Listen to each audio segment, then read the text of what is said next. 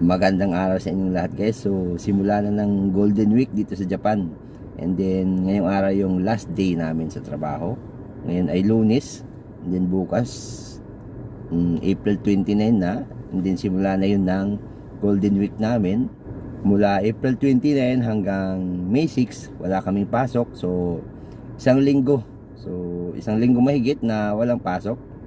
Mula bukas Martes hanggang sa susunod na Martes wala kaming pasok. So mahabang Yasumi, long vacation namin ngayon kasi Golden Week nga. Pero yung iba nagsimula na yung Golden Week nung Sabado pa.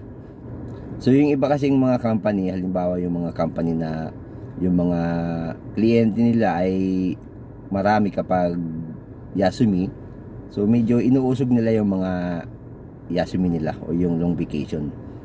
So kaya hindi nila sinasabay masyado sa, hindi nila sinasakto sa Golden Week mismo sa calendar. So yung iba mula pa nung Sabado ay nagsimula na yung Golden Week. And then sinasabi din dun sa balita na yun nga yung Golden Week ay nagsimula na nung Sabado.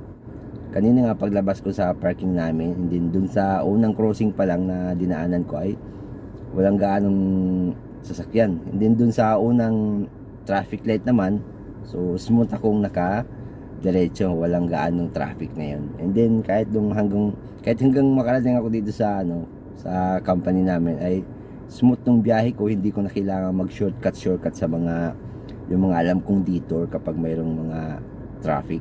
So ngayon dire-diretso lang ako. So walang gaanong problema dun sa biyahe.